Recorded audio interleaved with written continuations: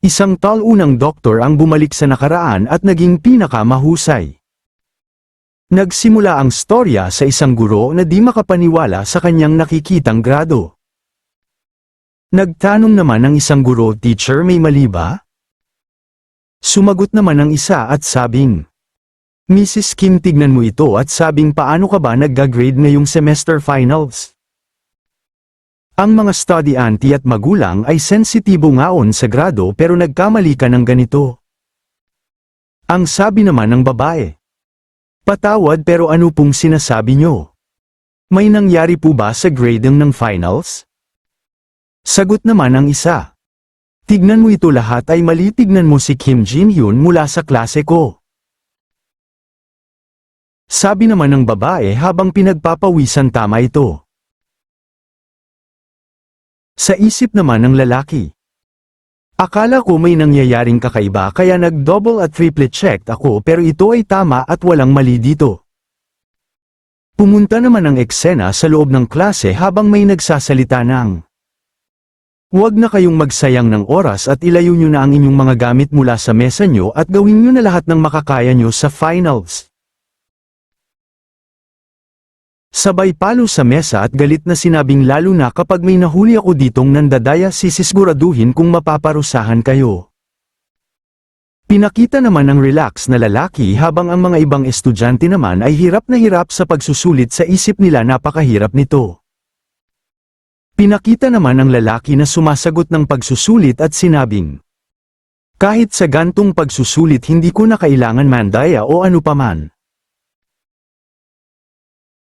Lumipat naman ang eksena kung saan pinapagalitan ang estudyante ng kanyang guro at sinasabing, "Akala ko pa naman honest ka kahit di ka matalino pero nagawa mo yung ganto sa harap ko.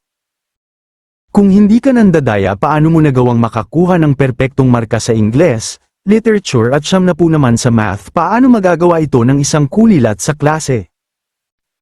Sumagot naman ang lalaki at sabing, "Guro, di po ako nandaya." Di naman makapaniwala ang guro. "Sinasabi mo bang nakuha mo ang lahat ng grade na ito sa pamamagitan ng sarili mo lamang?" Tugon naman ang lalaki ng oo, na solusyonan ko ang mga tanong pagkatapos kong mag-aral. Nag-ambang papalo naman ang guro at sabing, "Ikaw." Sagot naman ng estudyante, "Kumalma po kayo at makinig sa sasabihin ko, kagaya ng pagbibitang nyo sa akin na nandaya ako.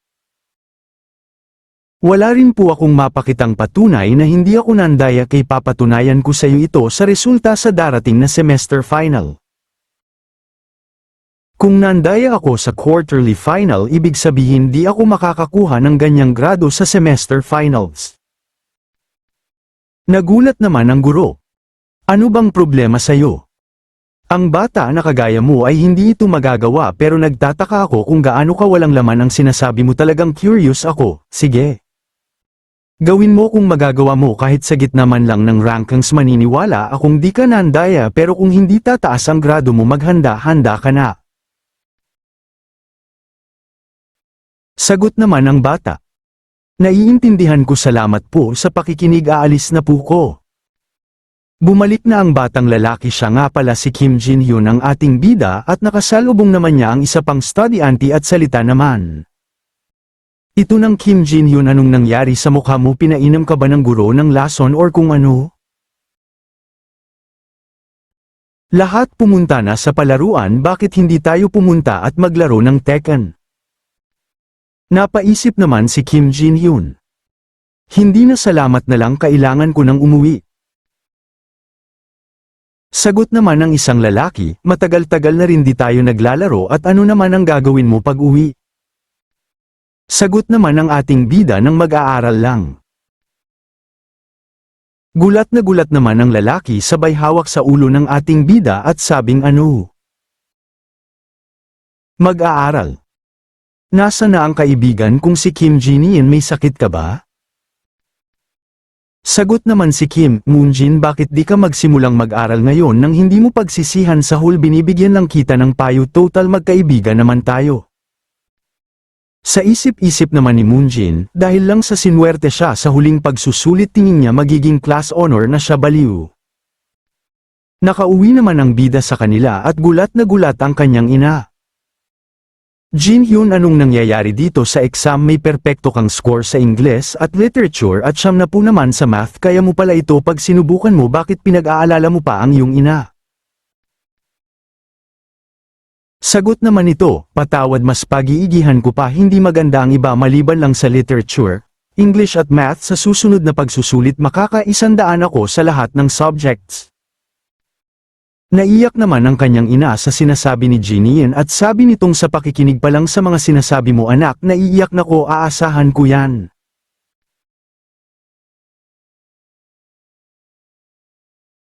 Pinakitang napangiti din naman ang kanyang ama.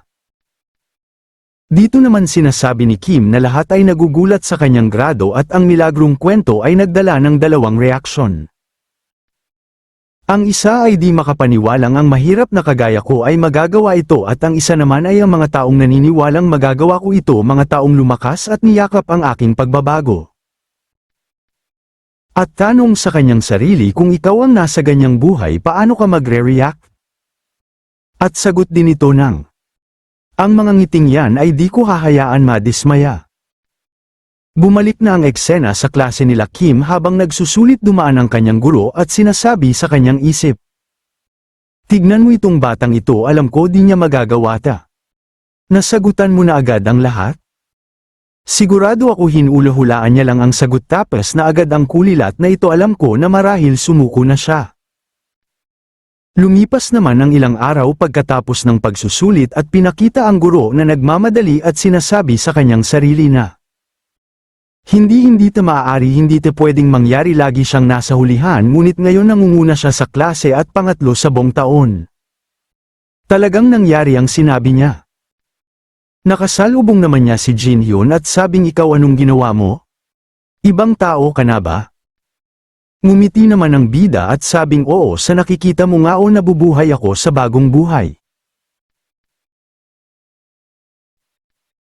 Merong pinapakitang nagsasalita ng meron.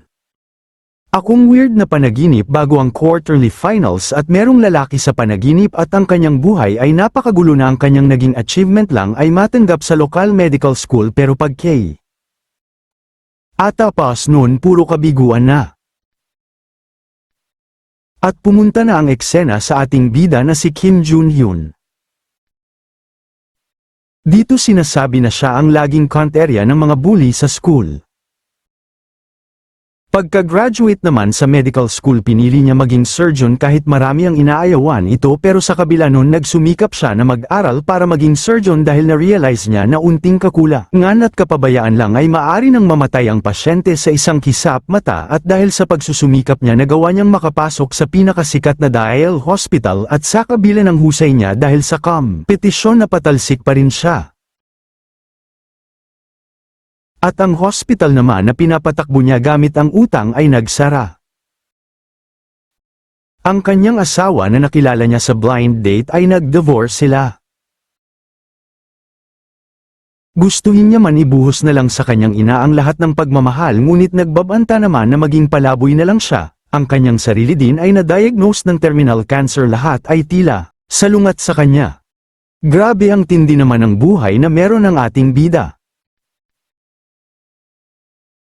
Tumalo naman ang eksena sa ating bida at may dumating na 3 lalaki at sinasabing, Dr. Kim, kailan mo babayaran mo ang utang mo? Nakalimutan mo na ba ang ginawa mo sa pera? Sagot naman ito ng, sinabi ko naman sa'yo na babayaran kita, gagawan ko ito ng paraan. Sumagot naman ang lalaki, solusyonan.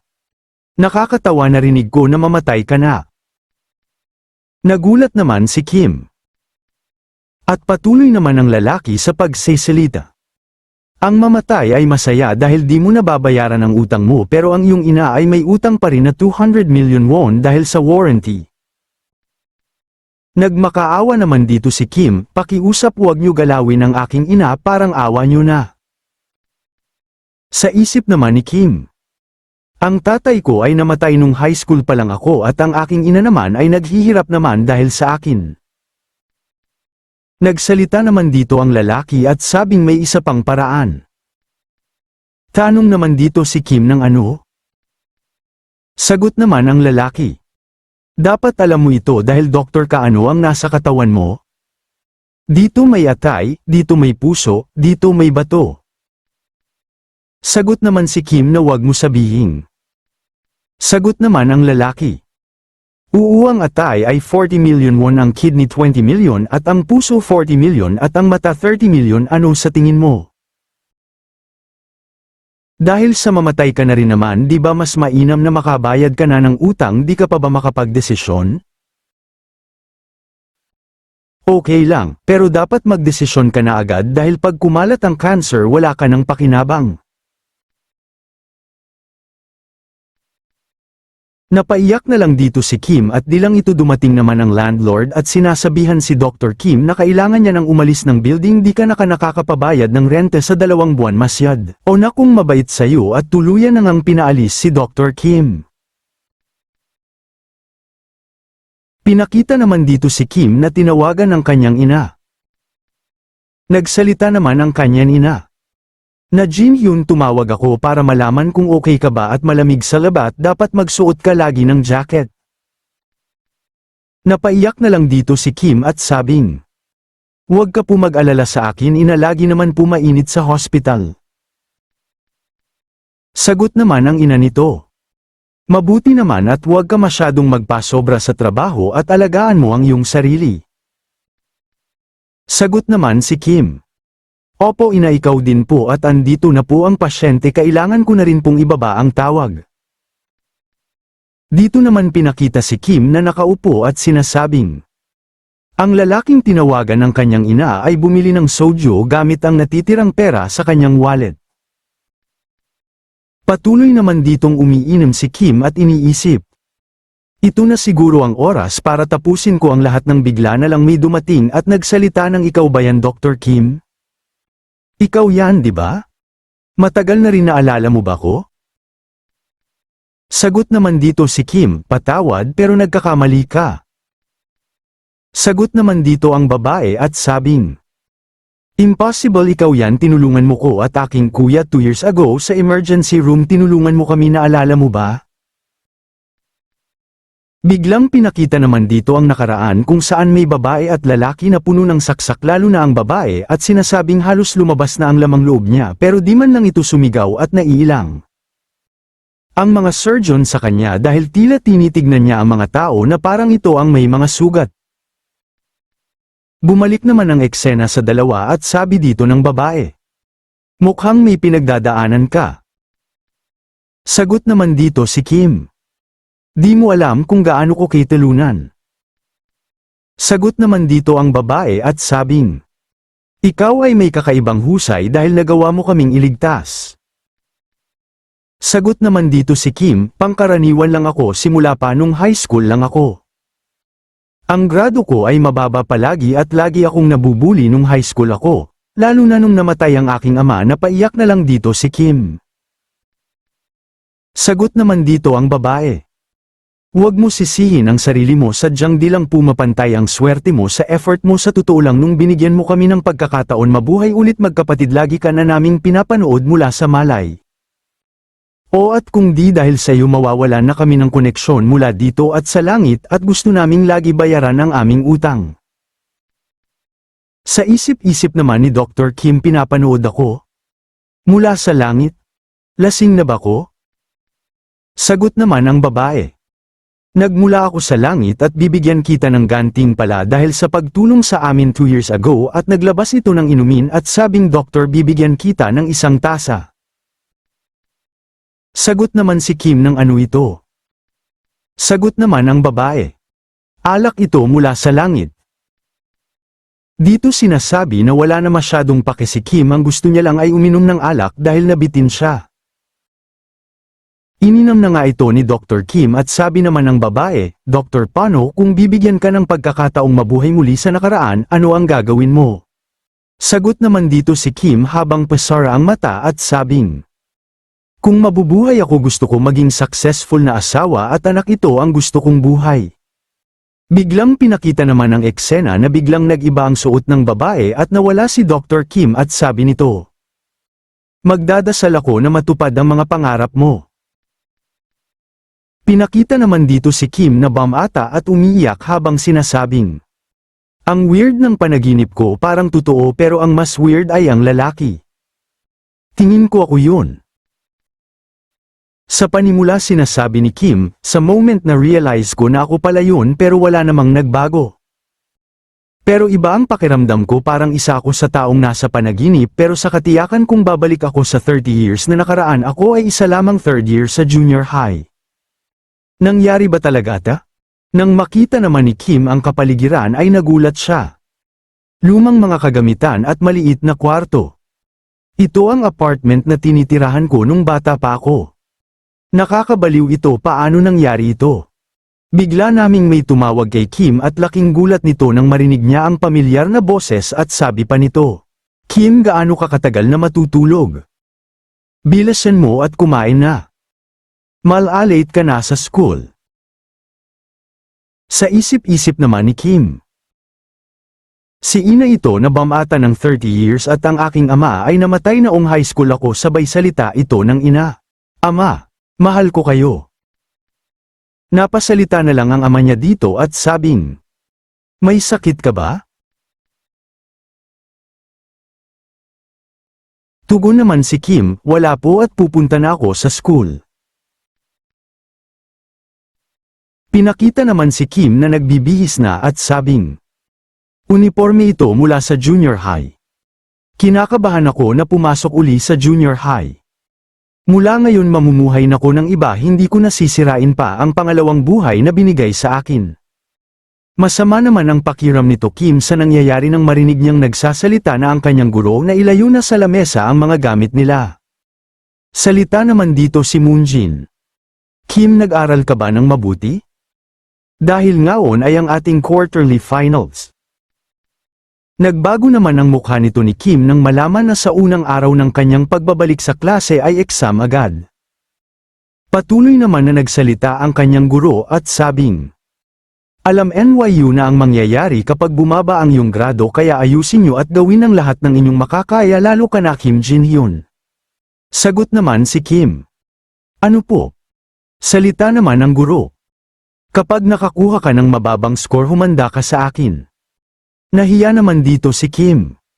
Nagsimula naman ang exam sa history at dito pinapakita naman si Kim na nahihirapan sa exam at sa kanyang isip.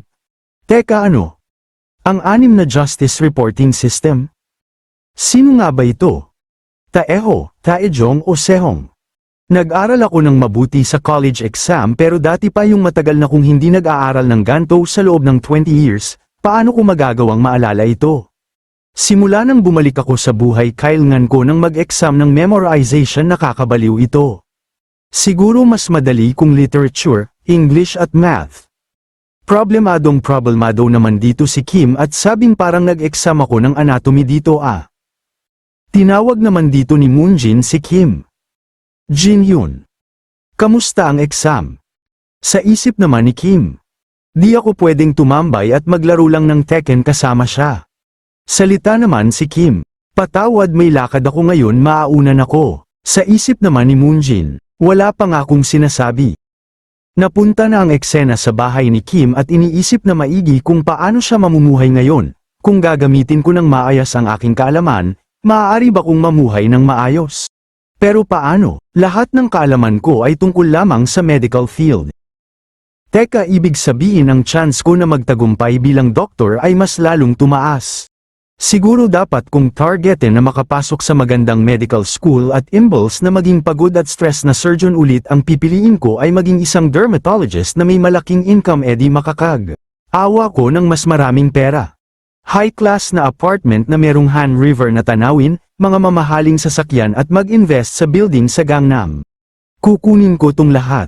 Ako ang magiging pinakamahusay na doktor ng beauty clinic. Gawin mo ang lahat ng makakaya mo, Kim Jin-hyun. Pero bigla namang may naalala si Kim dito. Teka, ibig sabihin hindi lang 4 na taon sa college para sa exam. 10 years na pag-aaral at pagtatrabaho sa biology bilang inter at resident. At kailangan ko ding gawin ulit ang military mandatory service. Nataranta na dito si Kim at iniisip na paano ko malalampasan ulit ang mga araw na yon. Kailangan magtagumpay ako kahit anong mangyari at mag-drive ng Porsche na may kasamang angas. Pinakita naman dito na lumipas na ang mga araw at laking gulat ng ina ni Kim at sa isip nito. Akala ko mag-aaral lang siya ng isang araw pero ilang linggo na siyang nag-aaral at tawag nito kay Kim, Kim. Gabi na anak, bakit di ka muna matulog? Sagot naman dito si Kim, ayos lang po ko ina, di ko pa kasi tapos itong inaaral ko, matutulog din po ako pagtapos nito. Salita naman ng ina ni Kim, ayos ka lang ba? Hindi naman exam ngaon, hindi ka ba napapasobra? Sagot naman si Kim. Hindi po, mag-aaral ako ng mag-aaral para mapaganda ang buhay niyo ina at ama sa future at tutulong na din ako sa restaurant simula bukas. Pumunta na ang eksena sa restaurant nila Kim at pagpasok ni Kim sabay sabi itong, andito na po ako ama. Sagot naman ng ama. Bakit ka andito? Jin Hyun ang iyong ama ay naniniwala na ang estudyante ay dapat pag-aaral lang ang inaatupag, huwag ka na mag-alala sa pagpapatakbo ng negosyo natin. Sagot naman si Kim. Ayos lang po ako, nakakapagod po na puro aral lang, di ba sabi mo kailangan mo ng tulong, lagi na ako pupunta dito para tumulong. Sagot naman ang ama ni Kim. Kinausap ko na ang iyong ina dito at di ko makakayanan na andito ka at tumutulong, di kita kailangan dito, makakauwi ka na.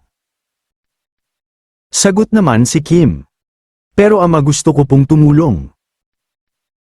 Nagpasalamat naman ang ama ni Kim dito sabay hawak sa buhok at sabing, patawad pero huwag ka magpasobra ng trabaho ah. Napaluha na ang dito si Kim at sabi sa kanyang sarili. Sa loob ng ilang dekada naramdaman ko ang kakaiba pero mainit na kamay ng aking ama. Nakakaiyak talagang isipin ng ating mga ama na nawala na, nakakaiyak na tagpo namin ito. Nagsimula ang eksena sa klase nila Kim habang inaanunsyo na ang dating kulelat na si Kim Jin Hyun ay ngayon ay pangatlo na sa buong school ng semester finals. Nagulat naman ang lahat kung paano ito nangyari na ang dating kulelat na si Kim Jin Hyun. Nahihiya naman dito si Kim. Nagulat naman dito si Moonjin. Salita naman si Kim. Dapat mag-aral ka rin ng mabuti Moonjin, kaya mo rin ito kagaya ng nagawa ko. Sagot naman si Moonjin. Loko ka talaga, seryoso ka ba? Lumapit naman dito ang class representative at binati si Kim. Congratulations sa pagiging bagong una sa ating klase, may tinatago ka palang kakayahan na loko mo ang lahat pero di nagaganya yan sa susunod dahil ako na ang magiging una sa susunod. Sa isip-isip naman ni Kim class rep. Masyado ka atang madaming nabasang manga. Pero pag uwi naman ni Kim sa kanilang bahay, naiyak ang kanyang ina sa nakitang grado ni Kim. Salita naman dito si Kim at sabing, bakit ka po umiiyak ina? Sagot naman dito ang ina ni Kim. Kahanga-hanga, hindi ba ko nananaginip? Ang anak ko ang first place at napayakap naman dito ang ina ni Kim sa kanya. Sa isip naman ni Kim. Di ko akalain na magugustuhan niya ito ng ganto. Pati rin pala si ama, sobrang saya na't ambo naman dito ang ama ni Kim sa kalasinggan at sabing, teka ama, bakit ka nag-inom ng sobra? Salita naman dito ang ama ni Kim. Nag-inom ako kasama ang Director Kim. Paanong hindi ako mag-iinom sa gantong kagandang araw? Sagot naman si Kim. Kahit na di ka dapat nagpaobra ng inom, dapat mong isaalang-alang ang iyong kalusugan. Sa isip naman ni Kim. Wala akong maalala sa nakaraang buhay ko na nag-inom ng ganto ang aking ama. Hinatid naman ito ni Kim sa kanyang higaan nang biglang nagsalita ito. Kim. Sagot naman dito si Kim ng opo at patuloy naman ng ama. I love you. Napangiti naman si Kim at sabing, ama, matulog ka po ng mahimbing. Napaisip naman dito si Kim, hindi na parehas ang buhay ko ngayon sa nakaraan. Talagang nagbago na ang lahat. Dito sinasabi naman na lumipas na ang panahon at ang summer vacation ay nagsimula na. Nagsalita naman dito ang ina ni Kim at sabing, umuwi ka sa bahay at magpahinga ng maaga. Salita naman dito si Kim. Ayos lang po ako, nakapagpahinga na po ko ng maayos. Dahil bakasyon naman dapat magpahinga muna ako sa pag-aaral. Sagot naman ng ama. Yan ang anak ko. Salita naman ng ina, teka sa akin nagmana yan ng higit kesa sa iyo. Salita naman dito si Kim, teka ama pwede ba akong humingi ng pabor? Sagot naman ng ama. Ano ito kapag si Jeannie ang nagsabi ang ama ay laging nakikinig? Salita naman si Kim. Ama gusto ko pong mag-workout sa gym ni Director Kim papayagan niyo po ba ako? Salita naman dito ang ama. Ang Director Kim's gym ay nagtuturo ng kickboxing, bakit bigla mo naman atang gustong matuto ng kickboxing? Sagot naman si Kim, sa isip ko lang po kailangan ko ng mas maraming stamina sa kapag papasok na ako sa school, kaya gusto ko nang magsimula ngayon. Nagulat naman ang magulang ni Kim at salita ang kanyang ama. Ang bata na talaga ay advance na mag-isip. Kahanga-hanga kakausapin ko si Director Kim ngayong gabi. Tumalo na ang eksena kay Director Kim at sinasabi nitong, matagal-tagal na din Jeannie ng iyong ama ay sobrang saya nang makita ang grado mo. Ang anak ko ay dapat mag-aral din, interesado ka ba mag-tutor? At gusto mo ba matuto ng kickboxing? Sagot naman si Jin Hyun, opo, gusto ko po tumaas ang aking stamina pero sa tunay na laban gusto ko po mag-ensayo ng pang-tunay na laban. Sagot naman si Director Kim at sabing, ano? Anong sinasabi mo? Naghahanda ka bang lumaban para sa isang tao? Sagot naman si Jin Hyun, may isang bagay na ayaw ko nang matalo pang muli. Sagot naman ang Director, naiintindihan ko, gusto mo matuto ng kickboxing hindi bilang sports kundi bilang isang mandirigma. Okay, sige, gagawin ko kung ano ang gusto mo. Pero di ako magpipigil dahil lang sa anak ka ng kaibigan ko, kaya maghanda-handa ka. Nagsimula na nga ang pag-i-ensayo ni Kim. Salita naman dito si Director at sabing, dahil sa masyado kang nag-iisip lagi mo napapabayaan ang sarili mo na naka-open. Salita naman si Kim at sabing, ayos lang ako sa sparring, gusto ko pa ng isa. Salita naman si Director, hindi ang sobrang ay maaring masira ang katawan mo, tama na taang sports or pakikipaglaban ay di mo ta magagawa ng dahil lang sa determinasyon. Di ko alam kung sino ang gusto mong labanan pero kailangan mong talunin ang kawalang pasensya mo. Sagot naman si Jin Hyun, hindi mo po kailangan mag-alala, kaya ko pa. Salita ulit si Director, hindi kong mabubugbog pa kita, baka ako naman ang patayin ng iyong ama. Mag-ensayo ka ng basic exercise para tumaas ang iyong stamina at mag-practice ng form mo para tumaas ang kumpiyansa mo. Sagot naman si Kim, opo, naiintindihan ko. Patuloy naman ang nag-i-ensayo si Jeannie habang iniisip ang isang tao at sinasabing, makikita ko na siya next year, walang duda, bago yun kailangan malampasan ko na ang pagiging walang pasensyoso at kahinaan ko.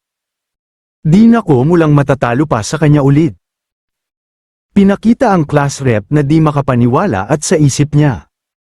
Ang lalaking ito na palaging hul ay biglang nanguna sa klase at patuloy na nangunguna sa buong rangkang na parang wala lang. Kung ikaw ang palaging manggana, ano ang magagawa ko? Hindi ta maaari. Lumipat na ang eksena kung saan nagtapos si Jin Hyun ng junior high na may pinakamagandang marka at ngayon ay isa na siyang high schooler. At nakapasok siya sa Ilsan High School kagaya ng sa nakaraan niyang buhay. Pinakita naman si Moonjin na magkaklase pa rin sila at inaaya itong maglaro. Sa isip naman ni Jin Hyun, paano kami naging magkaklase ulit? Kapalaran ba ito? Pumasok naman ang isang guro at sabing manahimik kayo. Gusto ko ang attention NYU, masaya akong makilala kayo, ako ang guro niyo si Lee Man-ho, at patuloy itong nagsalita ng mahaba. Sa isip naman ni Jin Hyun, parehas na parehas siya ng noon. Napapapikit ako sa antok. Nagulat naman si Jin Hyun dito sa pumasok at sabing, sorry na late ako dahil sa traffic, guro, meron pa bang bakanteng upuan? Nagalita naman ang guro at sabing, ikaw alam mo ba kung anong oras na at ano yang buhok mo na yan? Anong pangalan mo? Sagot naman ang lalaki, ako po si Lee Sang-min. Sagot naman ang guro ni Sangmin. Tatandaan ko yung pangalan na yan. Kung may loko-lokong nasa paligid mo, ang mga batang nasa paligid mo ay magiging kagaya mo. Teka Lee Sangmin? Nagtapos mula sa Common Junior High? Sagot naman si Sangmin. Oo, paano mo ko nakilala? Bigla naman nagbago ang guro at sabing, bakit di mo sinabi agad, sobrang traffic nga at maaring napagod ka sa biyahe, umupo ka na sa bakanteng upuan na yan. Maganda ang upuan na yan, meron kaunting araw. Sagot naman si Sangmin. Ayos lang ako, uupo na lang ako dun sa dulo. Nagbulungan naman ang mga estudyante at sabing siya pala si Lee Sangmin, siguro mayaman ang kanyang magulang. Gwapo rin siya at kinulayan niya pa ang kanyang buhok, magaling din daw siya sa klase at nasa rank siya sa national mock test. Nagpakilala naman si Sangmin dito kay Jin Hyun. Sa isip ni Jin Hyun, kagaya ng inaasahan ko, parehas na klase, parehas na upuan. Di ko kakalimutan ang pangalan niya. Dahil siya ang sum-iron ng buhay ko sa nakaraan. Kahit na nakaraan na ito, di ko pa rin ito makakalimutan. Sinasabi dito na lumipas na ang mga araw pero wala namang nangyari na kahit ano. Pero sa nakaraang buhay ni Jin Hyun, nagawa na ni Sangmin na mambuli sa ikalawang araw kahit sa simpleng mga dahilan lang. Pero ang nangyayari, lumalapit pa ang mga tao kay Jin Hyun. Sa isip naman ni Jinin, ang hirap ng ganto na medyo kilala ko. Dito patuloy pa rin si Moonjin sa pag-aaya ng laro kay Jinhyun. Bigla namang kumapit si Sangmin sa balikat ni Jinyu at aya nito. May oras ka ba sa gabi? Sagot naman si Jinhyun, ano ito? May problema ba? Sagot naman si Sangmin, wala naman, gusto ko lang maglibang, huwag ka mag-alala. Sagot ulit si Jinin.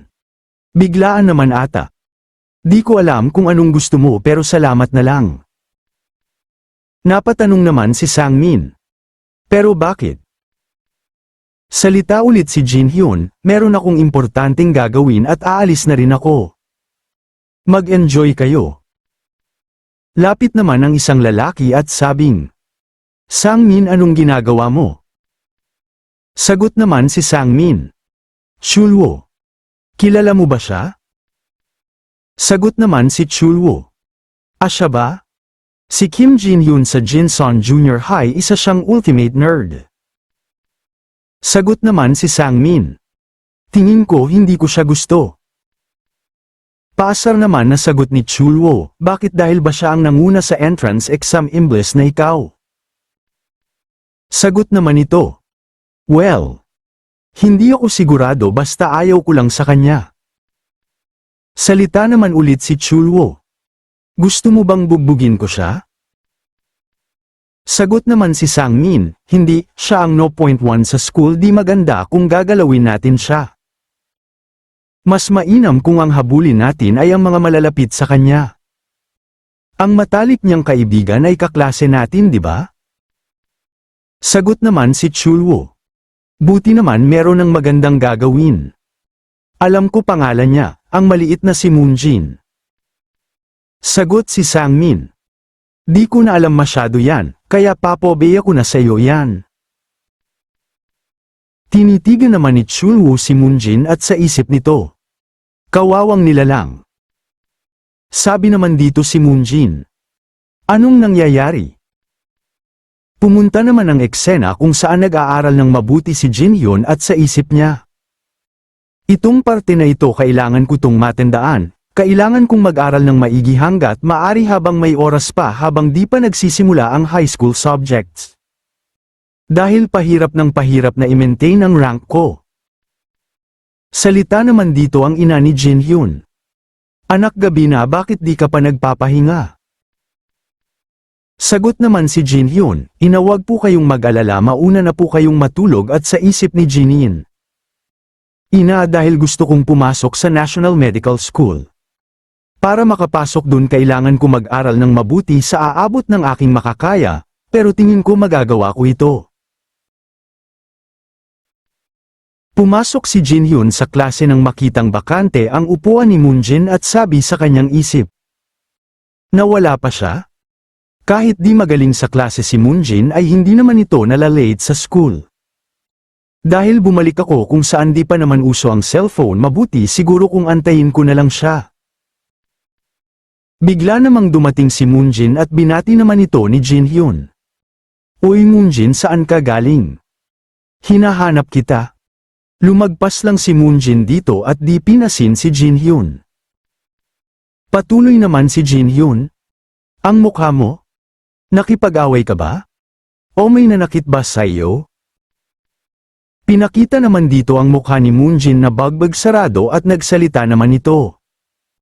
Patawad Jin Hyun, pero maaari bang wag mo na kong kausapin? Patawad pero wag mo na ko pansinin. Galit na galit naman dito si Jin Hyun at tumitig kay Sangmin. Nilapitan niya ito at tinanong. Ikaw ba ang may gawa? Sagot naman si Sangmin. Ano? Anong ginawa ko? Sagot naman ulit si Jin Hyun. Si Moonjin. Ikaw ba ang may gawa nun? Ngumiti naman dito si Sangmin. Anong gagawin mo kung ako nga ang may gawa? Galit na galitan man dito si Jin Hyun. Ikaw? Anong gagawin ko? Bigla naman itong sinapak si Sangmin. Tumilapo naman dito si Sangmin sa lakas ng suntok at damyugo pa ang ilong nito at patuloy siyang binugbog ni Jin Hyun habang sinasabi na, bakit mo ginagawang pagtripan ang mga taong mahihina kesa sayo? Naalala naman ni Jin Hyun ang kalupitan na inabot niya sa kamay ni Sangmin. Kung saan nagmamakaawa pa siya dito, natigilan na siya nito at tinanong kung ano ba ang nagawa niya kay Sangmin. Sagot naman si Sangmin. Wala. Nakakatuwa lang. Sa isip naman ni Jin Hyun nun. Sinabi niya nakakatuwa lang kahit may taong dadanas ng malaimpyernong buhay. Bumalik naman ang eksena sa kasalukuyan kung sinabihan ni Jin Hyun si Sangmin.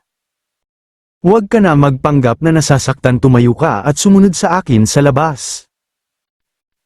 Bigla namang may sumuntok kay Jin Hyun at ito pala ay si Chulwoo. Tamba naman dito si Jun Hyun at patuloy siyang binubugbog ng Chulwoo. Ikaw nerd ka. Kung IK ay nerd, manatili ka lang sa linya mo. Sino ka sa tingin mo ha? Sa tingin mo gaano mo katagal matatagalan ang mga suntok ko sayo? Sa isip naman ng mga classmate nila, bagbag sarado na siya. Kailangan na ba nating tumawag or tigilan sila? One-sided ang laban. Pinakita naman dito si Jin Hyun na nadeterminado at nag-aantay lang pala ng pagkakataon nang bigla naman itong sumuntok ng uppercut. Sa isip naman ni Chulwoo. Tinamaan ako at di pa siya tapos. Teka, anong iniisip nitong maliit na ta? May magagawa siya? Sigaw naman ito. Papatayin kita. Atake naman dito si Chulwoo pero madali lang itong nailaga ni Jin Hyun. Sabay suntok naman si Jin Hyun dito sa mukha ni Chulwoo. Taob dito si Chulwoo. Di naman makapaniwala ang buong klase. Grabe, napataob ni Jin Hyun si Chulwoo na pinakamalakas sa buong grade. Tinitigan naman Jin Hyun si Sangmin. Ikaw, anong ginagawa mo? Nangyari ang lahat ng ito dahil sa iyo at uupo ka lang ba dyan? Lee Sangmin. Humingi ka ng tawad kay Moonjin. Napakunot naman ng kamao dito si Sangmin at titig kay Moonjin at sabing, Moonjin, patawad, di ko na uulitin. Napakaastig ng ating bida dito sa eksena na ito. Patuloy naman ditong nagsasalita si Jin Hyun. Sa susunod hindi ako titigil dyan. Tandaan mo yan. Takot na takot naman dito si Sangmin at sabing, sige, kasalanan naming sa susunod mag-iingat na kami. Napaisip naman dito si Jin Hyun, nanalo ko. Nanalo ko laban kay Sangmin at Chulwoo na some-iron ang buhay ko noon. Hindi na ako katulad ng dati, lahat ay nagbago na ng tuluyan. Namangha naman dito ang mga kaklase ni Jin Hyun. Natalo mo sila Jin Hyun, sobrang nakakabago ang makita silang natalo. Junior high pa lang sobrang pahirap na si Sangmin at salamat sa iyo Gam-on ang pakiramdam namin. Nagsalita naman si Moonjin. Salamat sa iyo Jin-hyun, patawad sa nasabi ko kanina. Salita naman si Jin-hyun. Okay lang naiintindihan ko, mukhang nasaktan ka mas mainam na unahin mo na muna yan. Sagot ulit si Moonjin, Jin-hyun magkaibigan pa rin ba tayo? Sagot naman dito si Jin-hyun, oo naman kailan ba tayo naging hindi magkaibigan? Napayakap na lang dito si Moonjin, ang maging kaibigan ang maliit na taong kagaya ko, di ko bibiguin ang pagkakaibigan natin kahit kailan. Oo napakawalan mo na ko, sagot naman dito ni Jin-hyun. Pero dito sinasabi na hindi pa tapos ang lahat dahil kinabukasan pinatawag si Jin-hyun ng kanyang guro. Jin-hyun. Sumunod ka sa akin bilisan mo. Sa isip naman ni Jin-hyun kung bakit ang guro ay galit dahil siguro ito kay Sangmin. Sa isip naman ni Moonjin. Dahil sa akin si Jin-hyun. Lumipat naman ang eksena sa guro, anong ginagawa mo? Mabait ako sa'yo dahil magaling ka sa klase pero gumawa ka ng gantong gulo? Sagot naman si Jin-in. Di ko maintindihan. Galit naman dito ang guro, binugbog mo ang isang innocenteng classmate, isa ka bang gangster? Na nangbubugbog ng isang taong walang balak na lumaban? Sagot naman si Jin-hyun, si Moonjin ang binugbog ng dalawa, hindi mo ba bibigyan ng pansin yun? Binugbog nila si Moonjin dahil sa katuwaan at kapag nagmamakaawa at umiiyak siya mas lalo pang natutuwa ang dalawa. Ayon sa textbook, isa itong uri ng assault, bakit hindi natin ito pag-usapan? Kaya napagdesisyon ko bilang kaibigan na makisali, dahil kung hindi ko ito ginawa si Moonjin ay lalo pang mabubuli. Sagot naman ng guro. Hindi pa ba sapat sa iyo na napaluhod na siya? Hindi mo kilala ang magulang ni Sangmin at kung ano ang kaya nilang gawin. Sagot naman si Jin-hyun. Ano ba ang ginawa ng magulang niya at ganyan ka umasta guro? Sagot naman ng guro manahimik ka. Di ko maaring sabihin sa iyo, ang lahat ay nagkakagulo na at naisipan ng lahat na bigyan ka ng mabigat na parusa.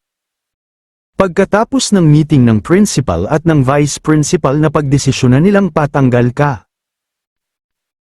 Nagulat naman si Jin-hyun, guro di katanggap-tanggap na tatanggalin ako dahil lang sa isang away, at ano naman ang parusang matatanggap ni Sangmin? Wala siyang matatanggap sagot naman ang guro. Salita naman ulit si Jin-hyun, di ko ito matatanggap kung tatanggalin niyo ko dapat tanggalin niyo rin si Sangmin. Sagot naman ang guro. Hindi yan mangyayari na kapag desisyon na ang lahat. Sagot ulit si Jin-hyun, guro.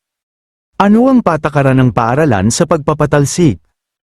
Ang grupo na nagsimula ng pakikipag-away ay kailangan mag-volunteer work meron itong ganyang patakaran. Sa pagtatangka na mambuli or manakit sa estudyante ng sadya ito ay maaring matanggal o mag-volunteer work, yan ang parusa ayon sa pulisya. Ang dapat na matanggal ay si Sangmin at hindi ako. Itinuro naman si Jin-hyun ng guro, paano mo nagawang turuan ang isang guro? Paano mo nagawan sumagot sa akin ng ganyan? Kahit ano pa man ikaw ang matatanggal. Bigla namang may nagsalita, pakiusap huminto na kayo. Ito pala ay si Sangmin, maaari bang huminto na tayo dito guro? Nagulat naman ang guro, teka anong sinasabi mo Sangmin? Sagot naman si Sangmin. Dahil ako ang pasimuno nito maaari bang tigilan na lang natin ang isyu? Huwag kayo mag-alala dahil ako ang may kasalanan ako ang dapat na matanggal. Sagot naman ang guro. Ano bang pinagsasabi mo? Natural lang sa magkaibigan ang magtalo. Sambit naman ni Sangmin, kagaya ng sinabi mo natural sa magkaibigan ang magtalo kaya wag na po kayong mag-alala masyado. Nauunawaan ko bumalik na kayo sa klase, tugon ng guro. Bumalik na nga ang dalawa sa klase sabay hawak naman si Jin-hyun sa balikat ni Sangmin, maging totoo ka, anong pinaplano mo? Tungkol saan? Sagot ni Sang-min. Bakit mo ako tinulungan? Sagot naman ni Jin-hyun. Nagtataka din ako pero di ako naaawa sa iyo pero di ko rin talaga alam kung bakit. Saad ni Sang-min. Sa isip naman ni Jin-hyun. Ano bang iniisip ng taong ito? Lumipas na nga ang mga araw na tahimik at dumating na rin ang quarterly final sa kanyang first year. Salita naman dito si Moonjin. Nanghula lang ako sa lahat, sa tingin ko mas madali manghula dahil wala naman akong alam sa umpisa pa lang. Totoo ang hirap din para sa akin, saad naman ni Jin-hyun. Tinusok naman ni Moonjin ang mukha nito, ikaw. Nagsisinungalin ka na naman ba? Marahil ikaw na naman ang 0.1 sa rangkang ngaon. Napaisip naman dito si Jin-hyun. Ibang-iba na talaga ang junior high ko, hindi sana ganto kadali kung di nakugolang dito.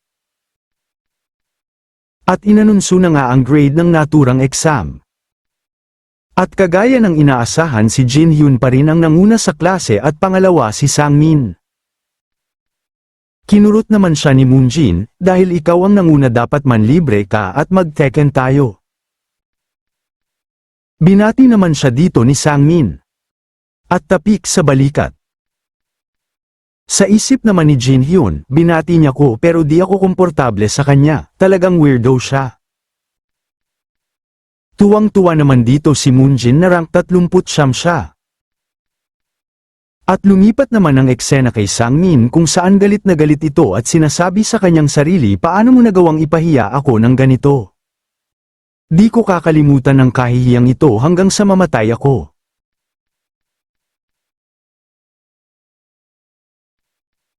Dahil nanguna rin ako sa high school tuwang-tuwang na naman ang aking ina. Manang-mana ka talaga sa akin anak. At ang kanyang ama naman ay palaging naglalasing sa tuwing mangganguna sa klase si Jin-hyun. Salita naman dito ang ama, anak alam mo ba? Ikaw lang ang meron sa amin ng iyong ina. Ganun din po ako ama. Kaya huwag ka na masyadong mag-inam. Tugon naman ni Jin-hyun. Sa isip naman ni Jin-hyun. Namatay ang akin ama dahil sa stomach cancer 2 years ago. Kung patuloy siyang mag-iinom ng ganto, maaring mapabilis ang proseso. Tingin ko ito na ang oras kung hindi ko ito gagawin ngayon baka mahul na ang lahat. Salita naman ito, ama, maaari ka bang makinig sa pabor ko? Oo naman anak, sabi ng ama. Sambit naman ni Jin-hyun. Huwag na ama, bukas na lang matulog ka na muna sa ngayon. Kinabukasan sa hapagkainan nagsalita ang ina ni Jin-hyun sa kanyang ama, kamusta ang tiyan mo?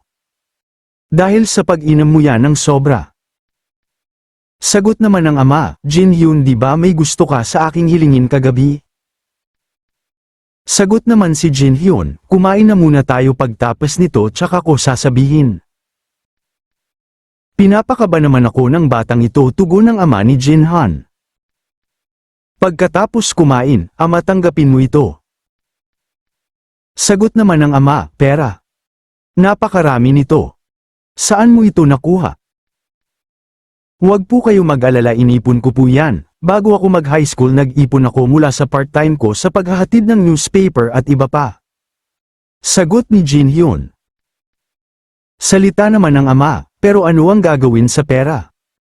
Hindi ba sapat ang allowance mo? Kunin mo na ta. Sagot naman si Jin-hyun, ama sabi mo gagawin mo ang hiling ko di ba? Gamit ang pera na ito gusto ko pong magpa-check up ka. Yun lang ama. Bakit naman biglaan, may nangyari ba saad ng ama ni Jin-hyun? Wala naman po, sadyang lahat lang ngayon ay nagpapagastroscopy na. Dahil gusto ko pa makatiyak na healthy ka, kaya pakiusap tanggapin nyo na ang pera. Pero sa isip ni Jin-hyun, hindi naman talaga yan ang rason, makatapos ang 2 taon mamatay ang aking ama dahil sa terminal stomach cancer. At ngayon marahil may tumor ng tumutubo sa kanyang tiyan. Kung maaga pa namin ito ng maaga, maaari itong magamot at sana mahanap ito sa pamamagitan ng gastroscopy. Maaaring mabuhay ang aking ama. Salita naman ng ina, anak paano naman ang ina? Majay ipon din po ako para sa inyo ina, saad ni Jin Hyun. Inabot naman ng ama ang pera pabalik, walang rason para magpa-check up ako. Anak halata naman na ang iyong ama ay bata pa, wala rin akong nararamdaman na kahit ano. Kaya walang rason para gawin ko yan at ayaw ko rin masayang ang pera na inipon mo para lang magpa-check up. Nagulat naman dito si Jin Hyun at sa isip niya, kung di namin maagapan ang umpisang parte hindi na namin ito magagamot. Patuloy naman ng ama, Jin Hyun magaling na naiisip mo ang kalagayan ko pero walang rason para gawin natin ito, sa hinaharap aayos ang kita ng ating family restaurant at magpapa-check up ako. Mag-focus ka na lang muna sa pag-aaral at ang paggawa ng pera ay isaalang-alang mo sa iyong ama. Sa isip naman ni Jin Hyun ano ang gagawin ko? Di pa naman siya nagbabago ng isip kapag nakapagdesisyon na. Salita naman si Jin Hyun ama sinabihan mo ko, na ang lalaki hindi dapat nila binabawi ang pangako nila, nangako ka ama nagagawin mo ang pabor ko, pakiusap magpa-check up ka na. Yun lang ang hiling ko. Napangiti naman ng ama, tingin ko di ko talaga kayang tanggihan ang kahilingan ng aking anak.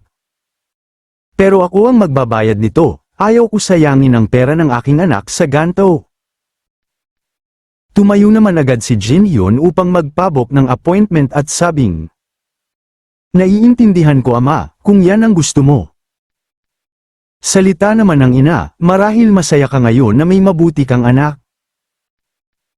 Tugon naman ng ama, pasaway na bata sinabihan ko ng hindi kailangan. Tumawag na nga si Jin Hyun upang magpabok pero sa isip niya, paano kung malala na? Pero dapat okay pa siya ngayon. Pero dahil sa lakas niyang Majainom baka lumaki na ang tumor. Dumating na ang araw ng gastroscopy. Salita naman si Jin Hyun, maging maayos sana ang lahat.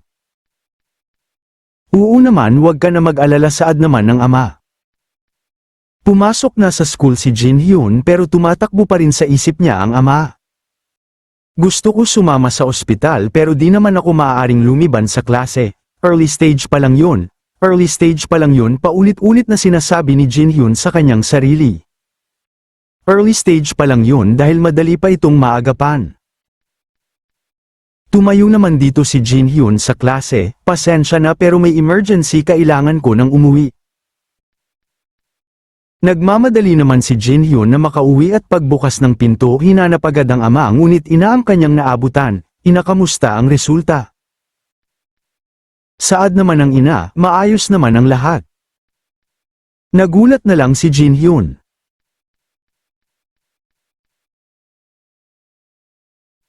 Sinabi ng ama ni Jin Hyun na okay naman ang lahat. Sabi nila meron lang akong pamamaga sa tiyan pero okay naman daw, sa tingin ko nagsayang lang tayo ng pera dun. Nagulat naman si Jin Hyun, at sabi ng ama, mukhang di ka okay anak. May nangyari ba? Tugon naman si Jin Hyun, wala po ama salamat sa pagpapa-check up, uuwi na muna ko. Nagtaka na lang ang magulang ni Jin Hyun. Sa isip naman ni Jin Hyun, okay ang lahat. Mamatay na siya sa cancer sa susunod na 2 taon. May 2 lang na posibilidad.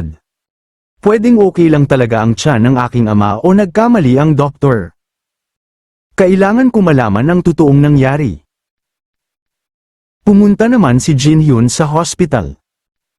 Nagsalita naman ang nurse, ano pong gagawin nyo?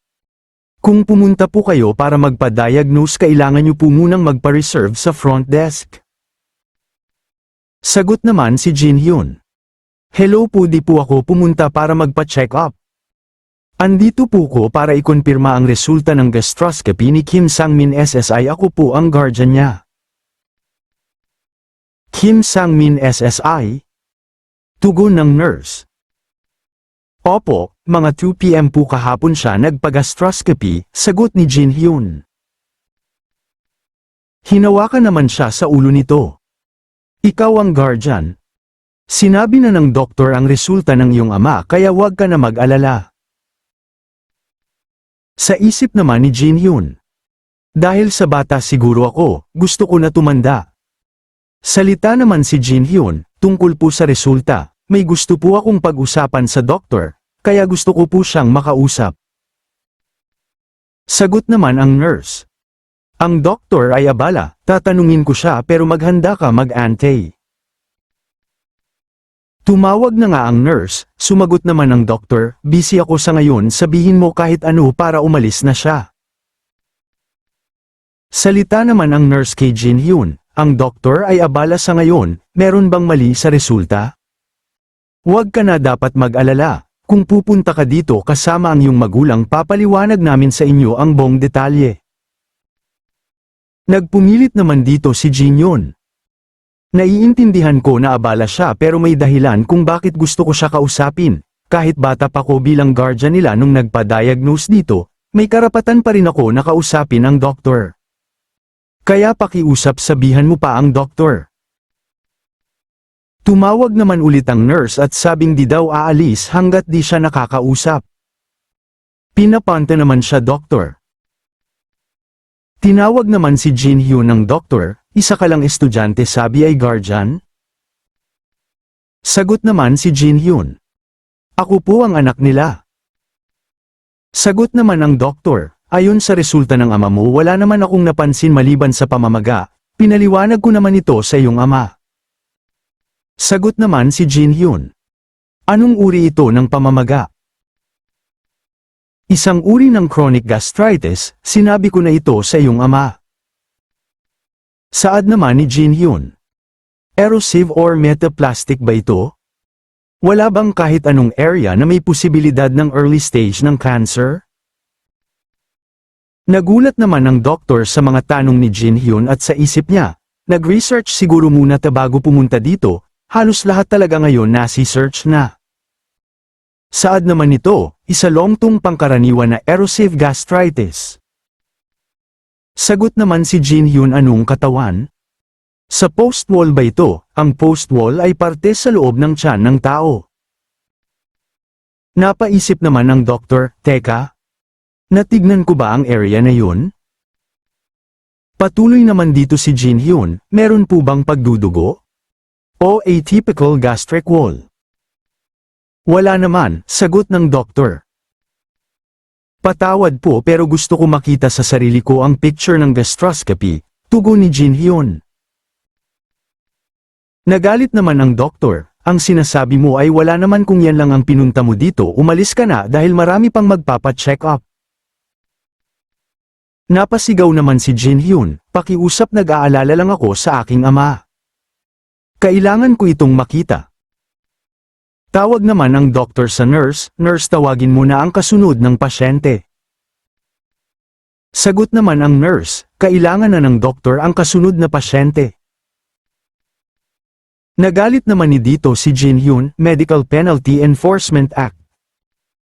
Ayon sa Article 21 Clause 2 ang doktor ay dapat sumunod agad sa request ng kadugo o relatives ng pasyente na tungkol sa medical history or anumang data. Kung paaalisin mo ko ngayon ikaw ay mapaparusahan sa paglabag ng medical law. Nainis naman ang doktor, okay sige tignan mo na. Tignan mo ang picture na gusto mo. Yang pula na yan ay may pamamaga. Maliban dyan wala nang ibang issue sa tiyan niya. Sa isip naman ni Jin Hyun wala ba talagang kahit anong cancer? Napasigaw naman dito si Jin Hyun, teka tignan mo yan, oo yan, dito. Yan hindi ba cancer yan sa tiyan? Sa isip naman ng doktor, ano? Hindi impossible, sagot naman ng doktor. Yan ang pamamaga na yan ay uri ng pamamaga na. Aaminin mo na ba, saad naman ni Jin Hyun. Sa gantong kaso ng atypical stomach ang pangungulubot nito ay nakakapagpahina ng wall. Sa kabila ng kahirapan mapansin meron din siyang pagdudugo ito ay type 2C stomach cancer pero tinatawag mo lang itong pamamaga. Nanlungo na lang dito ang doktor, at sabing pero teka paano mo nalaman ang lahat ng yan? Importante pa ba yun? Isa lang akong concern na estudyante sagot naman ni Jin Hyun. Patuloy naman ng doktor, walang hindi makakapansin ng malaking stomach cancer, pero ang maliit at dyan pa sa lokasyon na yan kahit mga professional hindi ito mapapansin. Kaya paano mo nalaman agad na isa itong cancer? Bamantong hininga na lang si Jin Hyun, pakiusap ibigay mo sa akin ang kopya at pupunta kami sa ibang hospital. Naiintindihan ko, sabi ng doktor. At tawag kay Jin Hyun ng paalis na ito, hey, di ko sinadya na di ito mapansin, patawad. Naiintindihan ko, lahat naman maaring magkamali, pero kailangan mo na atang i-refresh ang kaalaman mo sa medisina sa ngalan ng pasyente mo at iyong sarili. Natulala na lang dito ang doktor. At nainis. Panes ang doktor sa isang estudyante, hehe, napakaangas ng ating bida dito ah. Sa isang bus sinasabi ni Jin Hyun na inaandito na tayo, medyo late ka na magsara ina kaya marahil ngayon pagod ka na. Sagot naman ng ina. Hindi lagi naman namin itong ginagawa, hindi lang kami makatulog ng maayos ng iyong ama. Sa isip naman ni Jin Hyun ito, ang University Hospital of Korea. Nag-flashback naman kung saan pinapakiusapan ni Jin Hyun ang kanyang ama at ina na nalaki ang tumor sa kanyang tiyan at di niya naman masabi ang malungkot na sinapit ng kanyang ama sa hinaharap at DR. Inito maniniwala sa paliwanag ng isang high school kaya naman tumawag si Jin Hyun upang magpa-diagnose sa University Hospital of Korea kay Professor Choi Dae-won. At sumapit naman ang araw ng check-up at bumalik naman ang eksena sa kasalukuyan. Natatakot naman ang ina dito ni Jin Hyun, ina wag ka pong mag-alala. Sagot naman ng ina, tama, salamat sa iyo at nalaman natin ito ng maaga. Napatingin naman si Jin Hyun sa sasakyan, yang sasakyan na yan kay Lee Sang-min yan na kahit isang high school lang ay nagdadrive ito ng magarang sasakyan. Marahil kaparehas lang, impossible naman na andito rin siya. Pumasok na nga sila sa loob at kinausap ang front desk. Hello, kami po ay nagpa-reserve. Natatakot naman ang ina ni Jin Hyun dahil sa dami ng pasyente dito. Jin Hyun, magiging okay lang naman di ba ang iyong ama? Sagot naman ng ama, naniniwala ka sa peking doktor na yun? Hindi pa naman kumpirmado kaya wag kang paranoid. Sagot naman ng ina. Ilagay mo nga ang sarili mo sa akin para maintindihan mo. Bigla naman silang tinawag upang pumasok na. Pinakita naman ng isang doktor. Andito kayo dahil sa isang kaso na nakitang cancer sa gastroscopy, di ba? Siya pala ang ay isang stomach cancer specialist na si Professor Choi Dae-won. Sa isip ni Jin Hyun, Professor Choi. Sa nakaraang buhay ko marami akong pangaral na natanggap sa kanya. Nakakatakot siya pero bata pa siya dito. Kakaibang pakiramdam. Salita naman si Jin Hyun. Opo, ito ang CD na naglalaman ng larawan ng gastroscopy. Sagot naman ng doktor, ang estudyante ay anak. Opo, ako po doktor, ang guardian, tugon naman ni Jin Hyun.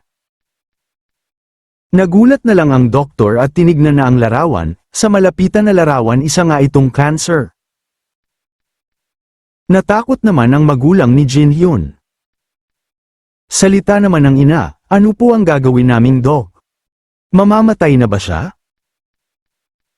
Sagot naman ng doktor, huwag ka mag-alala, nagagamot ito. Ang cancer ay may early stage at terminal stage, ang terminal stage ay kamatayan ang nag-aantay pero ang early stage cancer ay nagagamot.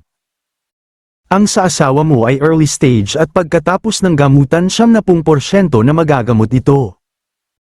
Pero ang bukol ay napakaliit, wala pa dapat itong kahit na anumang sintomas, paano niya nagawang matanggap ang gantong gastroscopy?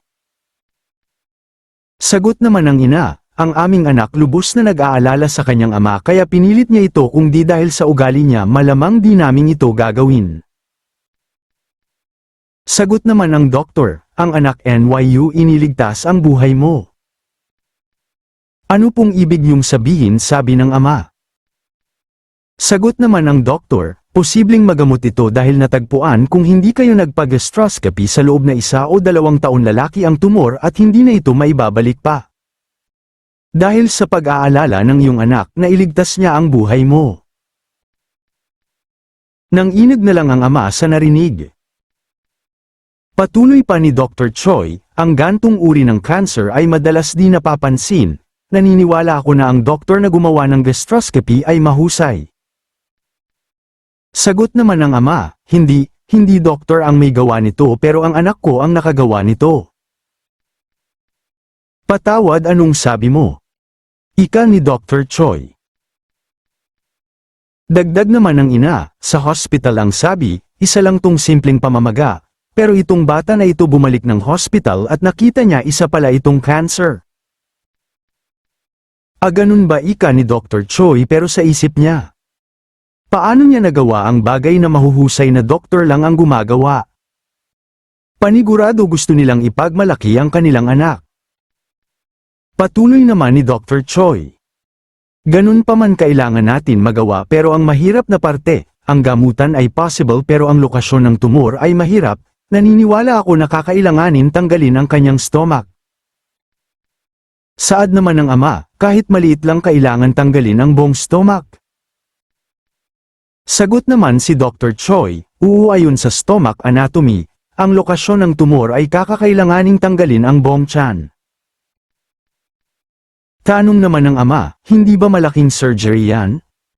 May side effect ba ito? Sagot naman si Dr. Choi, meron, mas mainam kung tatanggalin lang natin ang mas maliit hanggat maaari pero nakalagay kasi ito sa napakahirap na lokasyon.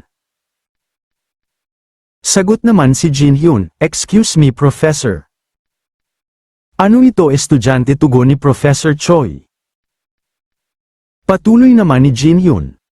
Hindi po ba, possible pong gumawa ng surgery gamit ang endoscope para hatiin ang membranes?